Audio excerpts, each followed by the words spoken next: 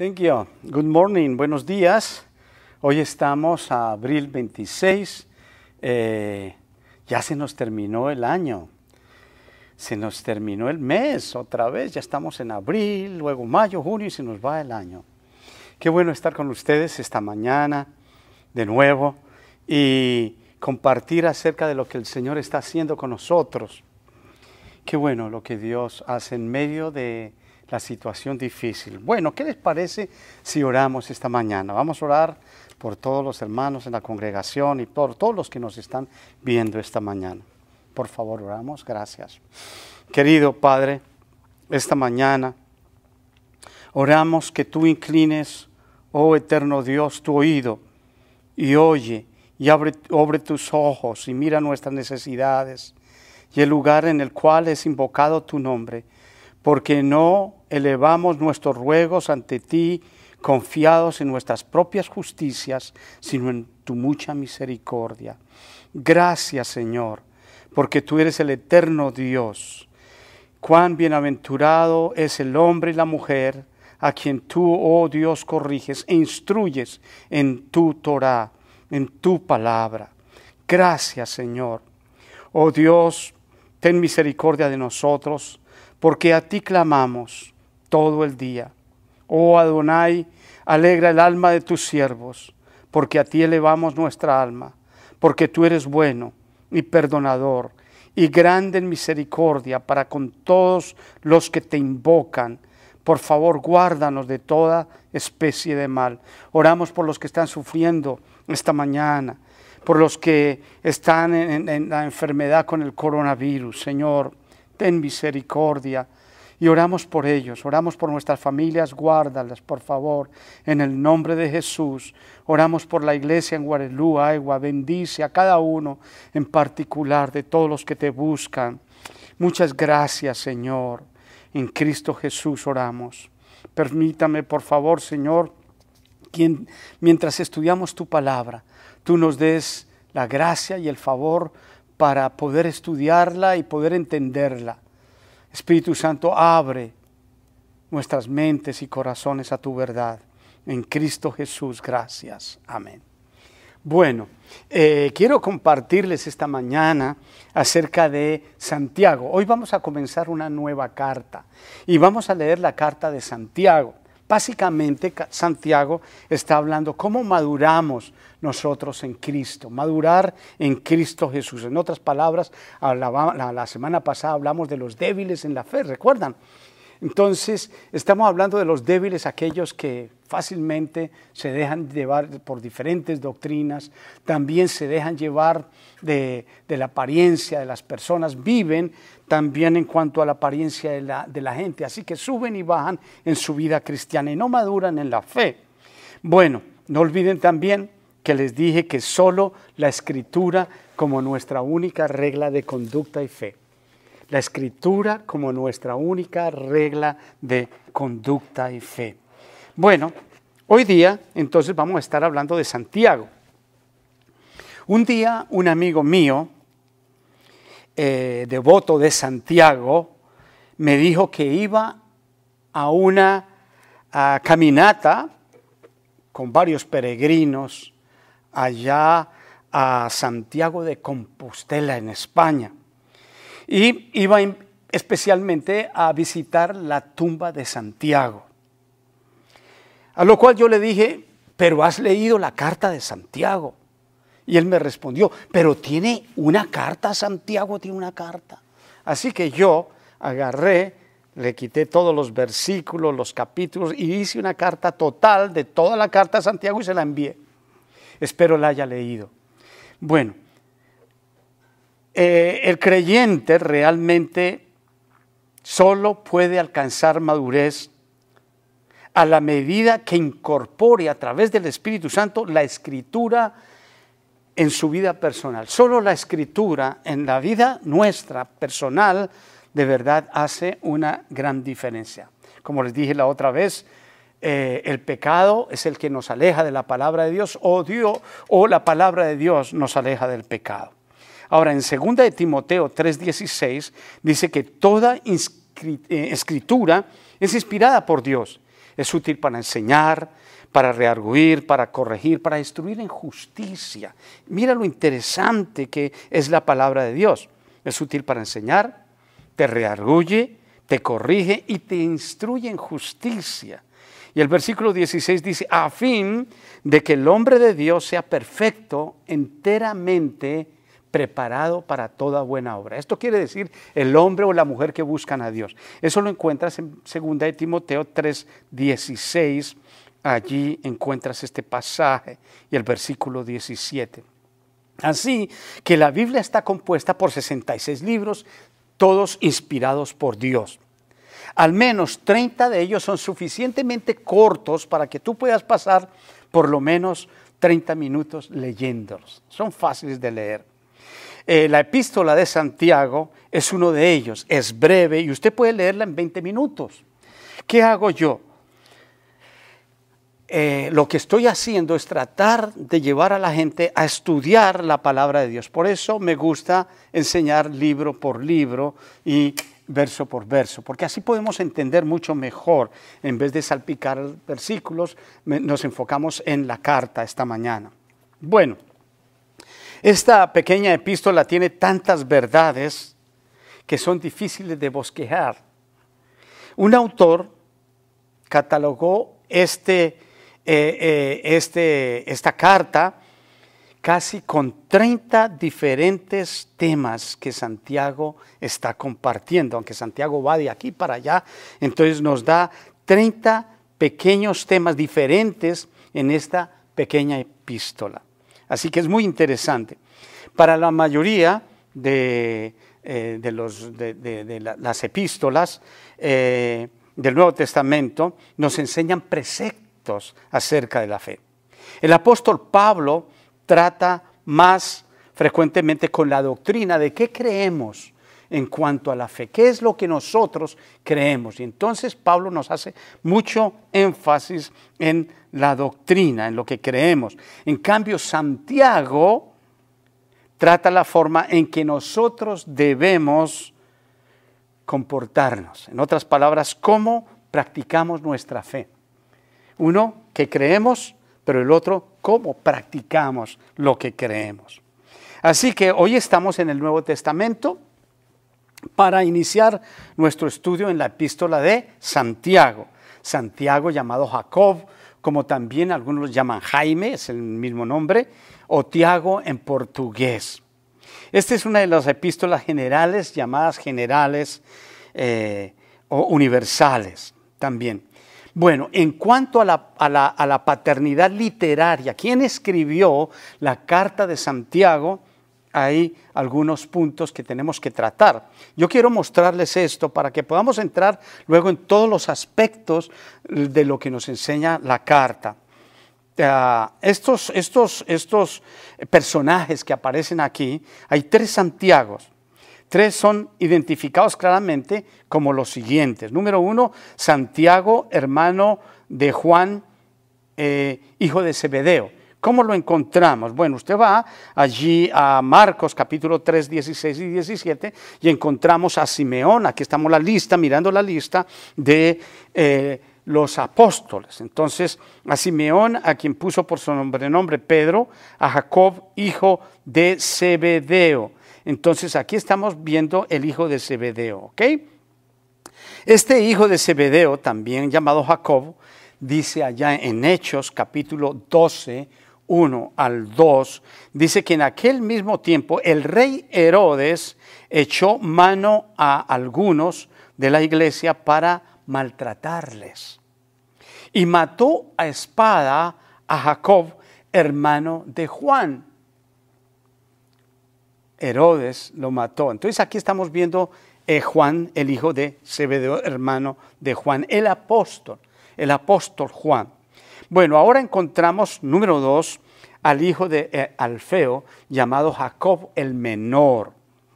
Bueno, casi no se ve mucho en la lista acerca de él, pero vamos a mirarlo en Mateo 10, 2 al 3. Ahí mismo, entonces encontramos a Jacob, hijo de Zebedeo, pero también a Jacob, hijo de Alfeo.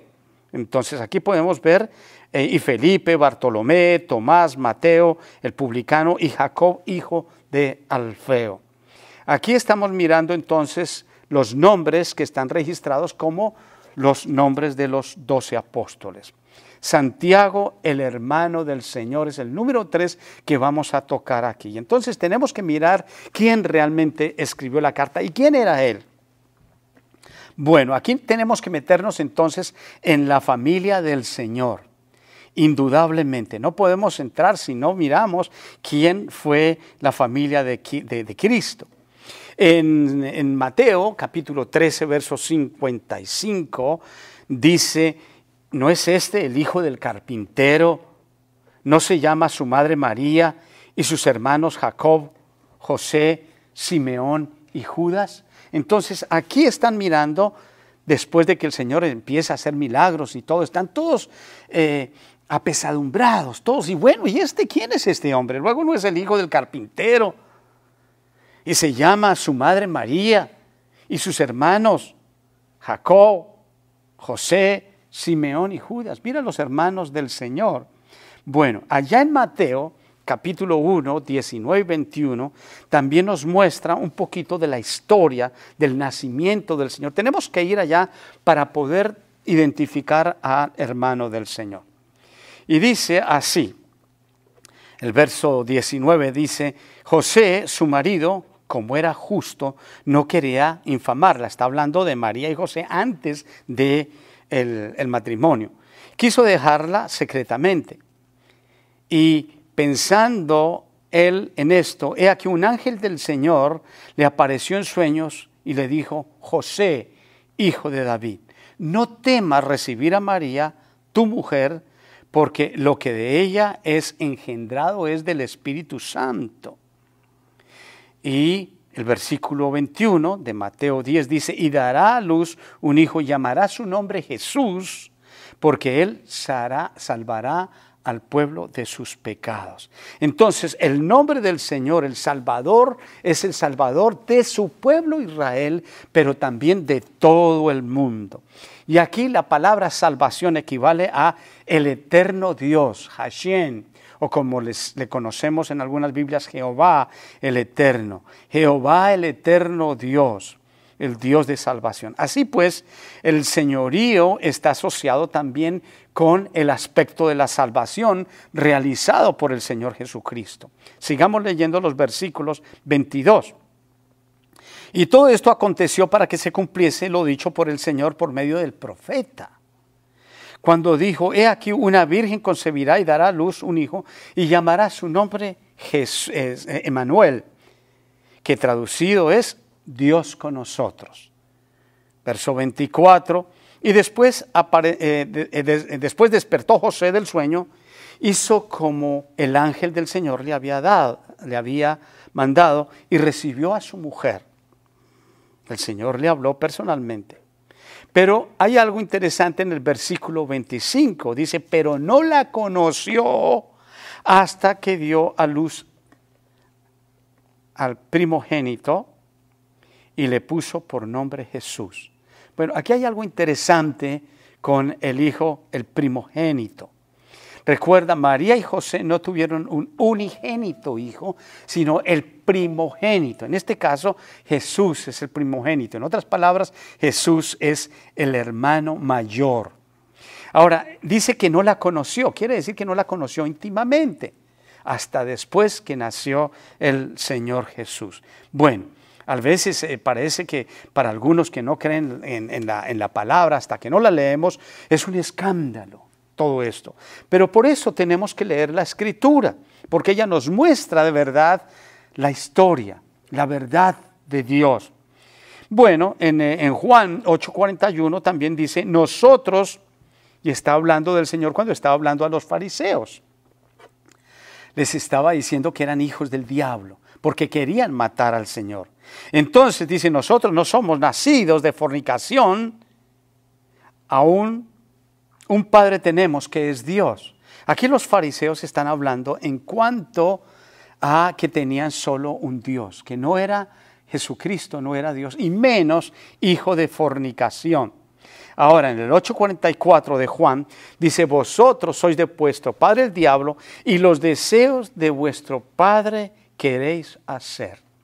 Así que entonces podemos entender que el Señor está hablando a aquellos fariseos, pero esta gente conocía a Jesús, conocía la familia de Jesús y sabía que el primogénito, o sea Jesús, no era hijo de fornicación, porque se hablaba mucho, se rumoraba mucho. Así que sus hermanos tampoco creían en Jesús.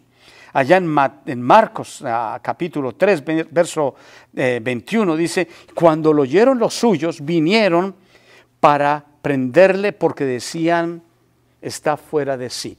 Cuando el Señor salió a compartir la palabra, a compartir el evangelio y también a sacar demonios, los hermanos pensaron, bueno, ¿y este quién es? ¿Qué pasó con este? ¿Quién es este? Entonces pensaban que estaba fuera de sí. Las cosas que estaba haciendo eran increíbles, no las podían creer. Ahora, en Juan 7:5 dice, porque ni aún sus hermanos creían en él. Muy difícil viviendo con Jesús en una casa, jugando todos. ¿Quién pensaba que Jesús realmente iba a ser el Hijo de Dios? No lo entendía, no lo creía.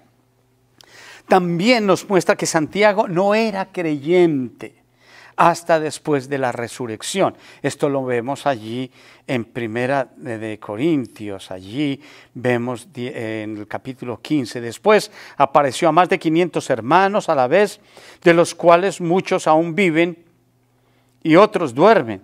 Y después apareció a Jacob. Aquí estamos viendo la aparición a Jacob, el hermano, el medio hermano de nuestro Señor Jesucristo. Oye, ahora usted puede imaginarse aquella visita, aquel encuentro, diciéndole el Señor a él, bueno, mira, esto es verdad lo que les estaba diciendo. ¿Cómo Jacob respondió? Ahora, él estuvo también presente, Jacob, en el aposento alto, allá en Hechos, capítulo 1:14. Recuerda que estamos hablando de Jacob o Santiago. No se pierdan en la historia. Ahora, en Hechos, capítulo 1, verso 14, dice, entrados subieron al aposento alto, donde moraba Pedro y Jacobo, Juan, Andrés, Felipe, Tomás, Bartolomé, Mateo, Jacobo, hijo de Alfeo, Simeón, el celote, y Judas, hermano de Jacob. Ahora, este es del que estamos hablando. Judas es hermano de Jacob. Judas, como lo conocemos, Judas Tadeo. Pero también nos muestra cómo era la historia de ellos. Entonces nos está dejando ver que él estuvo allí con los 12 apóstoles, allí en el aposento alto donde estaba. También nos cuenta que Jacobo era un hombre que estaba casado. Así que en 1 Corintios 9:5 podemos registrar la historia. Dice, y no tenemos derecho de traer con nosotros una hermana por mujer, como también los otros apóstoles y los hermanos del Señor y Cefas, el cual es Pedro. Entonces están mostrando que realmente los hermanos del Señor todos eran casados. Recuerda, Pedro era casado, así que el celibato no existía en medio de los discípulos. Es importante cómo después vino el celibato y vamos a compartirlo a medida que vamos estudiando la palabra. Así que Santiago llegó a ser el líder de la iglesia de Jerusalén. En Hechos capítulo 15, 11 al 12 encontramos el registro. Antes creemos que por la gracia del Señor Jesús seremos salvos de igual modo que ellos. Entonces toda la multitud salió y oyeron a Bernabé y a Pablo que contaban cuán grandes señales y maravillas había hecho Dios por medio de ellos entre los gentiles. Aquí estamos escuchando el reporte de Pablo y Bernabé después de que los apóstoles habían orado por ellos, les habían ungido y los habían enviado. Entonces aquí luego, más tarde, vemos el reporte de Pablo y Bernabé contando todo lo que el Señor había hecho entre el pueblo gentil. Bueno, aquí en esta situación, en esta reunión, está presente Jacob, el hermano del Señor. El versículo 13, y dice, y cuando ellos callaron, Jacobo respondió diciendo: varones, hermanos, oídme. Y les da un mandamiento especial allí. Entonces vemos que Jacobo era un hombre realmente, era una columna de la iglesia. Era un hombre de Dios. Este Santiago también es evidente que es el escritor de la epístola. Vamos a mirar un momento a Gálatas capítulo 2, verso 9. Y registra así: y aconteciendo y reconociendo la gracia que me había sido dada, Jacob, Cefas y Juan, que eran considerados como columnas, nos dieron a mí y a Bernabé la diestra en señal de compañerismo, para que nosotros fuésemos a los gentiles y ellos a la circuncisión. Así que también entonces podemos ver a Santiago aquí en la congregación dándole señal. Entonces podemos darnos cuenta que realmente Santiago es el autor de esta epístola. ¿Cómo podemos leer la epístola sin saber quién es el escritor? Por eso, comenzar una nueva carta, comenzar un nuevo libro, tenemos que comenzar. ¿Quién fue el escritor? Bueno, también Santiago fue llamado justo, el justo.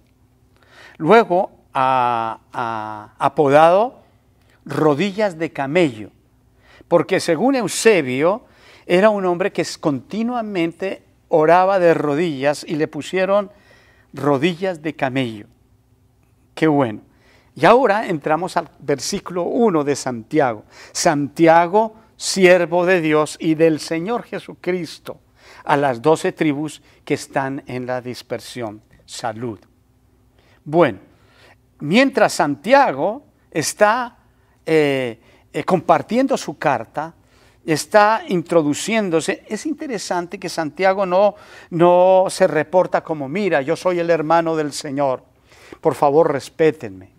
Tampoco se muestra como el gran apóstol. No, yo soy el apóstol. Hoy tanta gente que tiene tantos nombres y todo, quiere poner los nombres por encima del Señor. Tampoco se proclama como la columna de la iglesia, una de las columnas de la iglesia. Más bien toma una posición de siervo, de siervo. Esto hace referencia a un sentido de humildad. Reconoce que era un siervo. Y la palabra siervo no es como hoy la conocemos como el gran siervo del Señor. No, siervo quiere decir esclavo, un sirviente. Eso es lo que quiere decir siervo. Ahora, ¿quién es el siervo del Dios viviente? También es siervo del Señor Jesucristo. El título del Señor Jesucristo es Kyrios, que se refiere a Dios.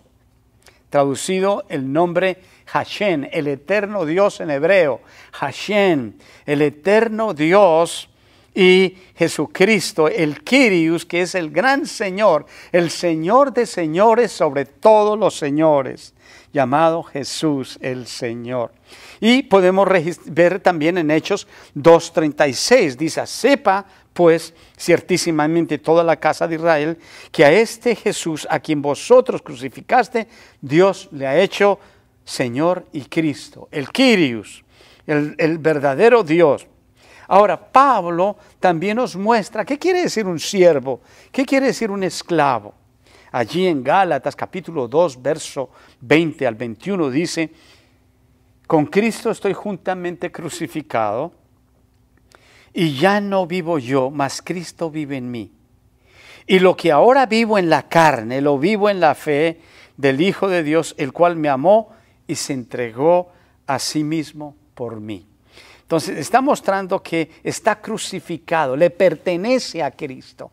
Él es el siervo, no es el Señor, no es el que manda en la iglesia. Él es el siervo, aquel hombre a quien sirve a Dios. Allá en Romanos capítulo 6, 17 al 18 dice: pero gracias a Dios que aunque eras esclavos del pecado, habéis obedecido de corazón a aquella forma de doctrina a la cual fuisteis entregados, y libertados del pecado vinisteis a ser siervos de la justicia. En otra palabra, vinimos a ser esclavos de la justicia. Éramos esclavos del pecado, pero ahora somos esclavos de la justicia. Así que el apóstol está mostrando sobre la esclavitud. Esclavos del Señor Jesucristo. Santiago 1 también nos muestra en el versículo a quién está dirigida la carta. Dice que a las 12 tribus que están en la dispersión salud. No solamente que está dirigida a la carta de las 12 tribus de Israel, que estaban dispersos, que habían salido, pero también es una carta a todas las iglesias. Las tribus de Israel comenzaron la diáspora primero de las 10 tribus del norte. Allá en Segunda de Reyes, capítulo 25, 11 podemos leer. Ya los del pueblo que habían andado en la ciudad, a los que se habían pasado al rey de Babilonia y a los que se habían quedado de la gente común, los llevó cautivos Nabuzaradán, capitán de la guardia. Aquí vemos cuando fueron sacados todo el pueblo de Israel y fueron lanzados a otros lugares. También hay una profecía que si dejaban los mandamientos de Dios, pues iban a ser dispersos. Hasta hoy se ha cumplido esa profecía, es increíble. Entonces el apóstol está mirando la gran necesidad de todos los que fueron, que tuvieron que dejar sus riquezas, dejar sus ciudades, sus casas y luego ir en esta crisis. No es fácil dejar una ciudad, dejar su país después de tanta prosperidad, poder perderlo todo en un minuto. Bueno, Hebreos, el apóstol nos muestra también, allá en Hebreos capítulo 11, 2, nos vamos mirando, dice, así pues, la fe es la certeza de lo que se espera, la convicción de lo que no se ve, porque por ella alcanzaron buen testimonio los antiguos. Así que es por la fe, la certeza de lo que se espera.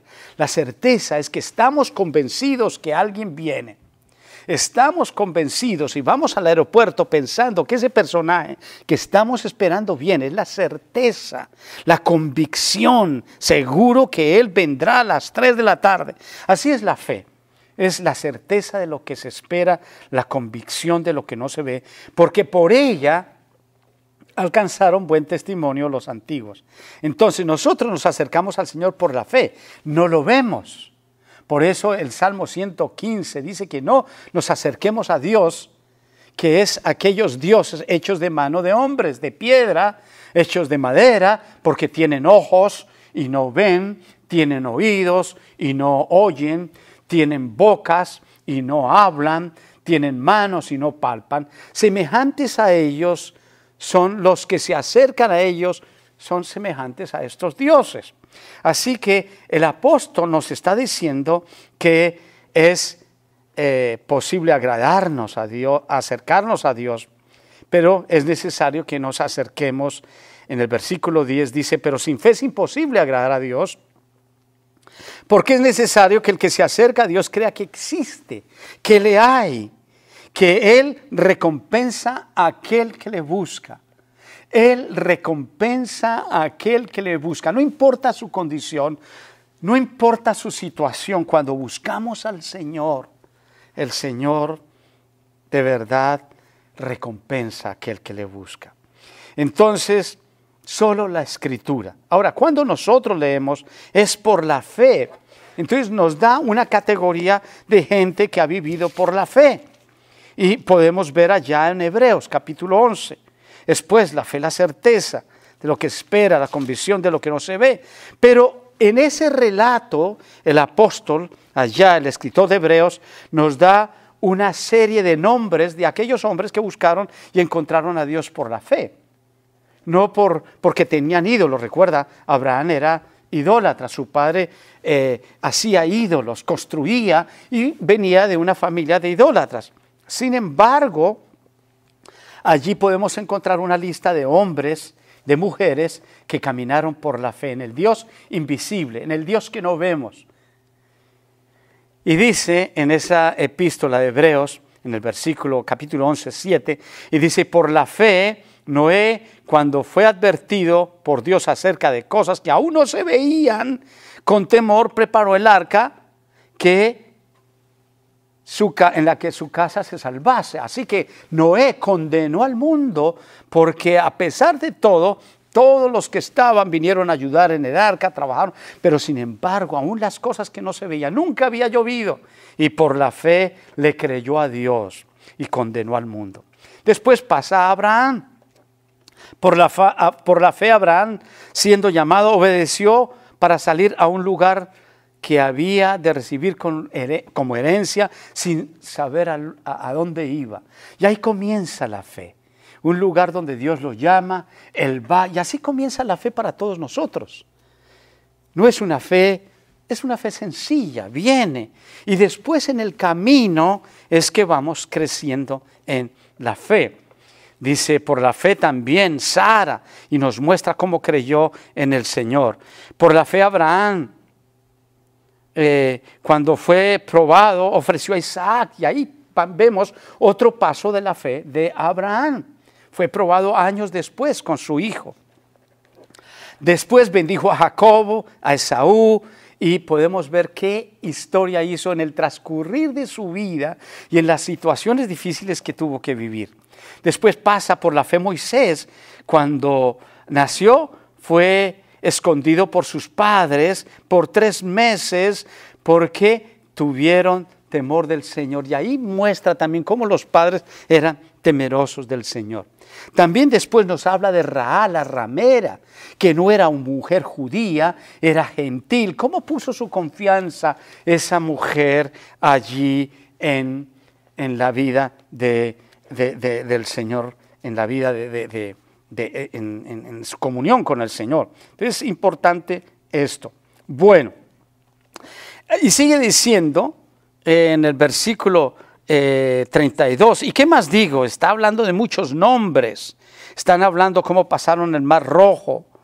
¿Y qué más digo? Porque el tiempo me faltaría contando de Gedeón, de Barak, de Sansón, de Jafé, de David, así como de Samuel, los profetas que por la fe conquistaron reinos, hicieron justicia, taparon bocas de leones, apagaron fuegos impetuosos. Y dice esto, otros experimentaron vituperios en el verso 36, azotes, prisiones, cárceles, fueron apedreados, aserrados, puestos a prueba. ¿Y qué más digo? Entonces está contando toda la serie de hombres que caminaron por la fe. El capítulo 12, el verso 11 dice, puesto los ojos entonces en el autor y consumador de la fe. Así que el apóstol nos enseña cómo caminamos en la fe. El apóstol Santiago nos está diciendo cómo debemos practicar nuestra fe. Ahora, vamos a ver esto mirando como solo la Escritura nuestra única regla de fe. Recuerda, entonces, en la reflexión podemos mirar. Entonces, Jacob se crió en el mismo lugar de Jesús, en el mismo hogar de Jesús. Era siervo de Jesús o esclavo del Señor. También fue líder de la iglesia y fue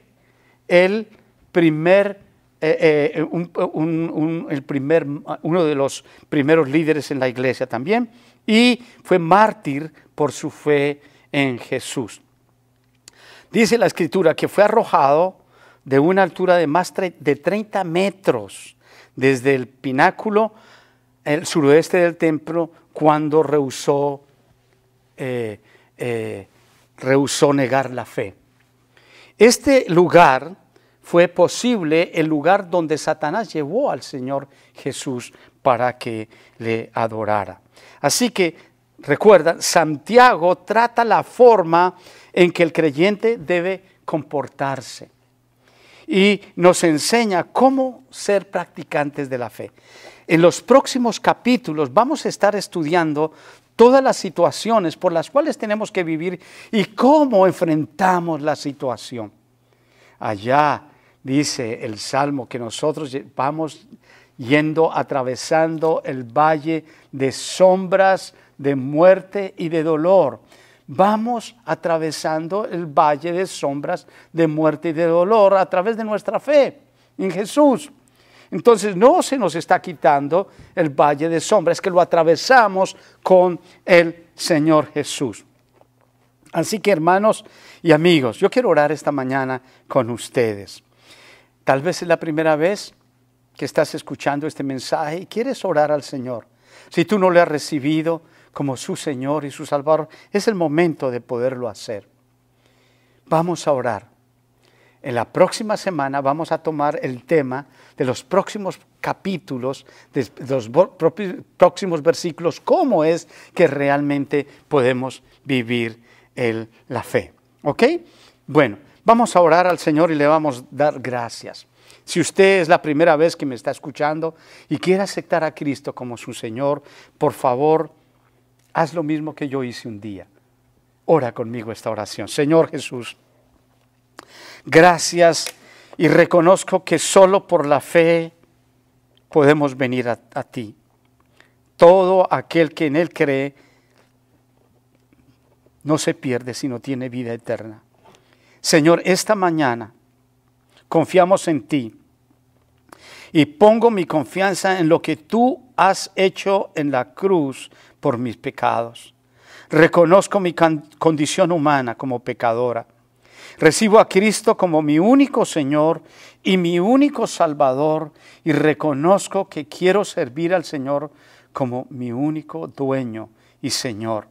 Gracias, Padre, en el nombre de Jesús. Esta mañana oro por mis hermanos, los bendigo y oro que nuestra congregación y todos los que me escuchan sean bendecidos en Cristo Jesús.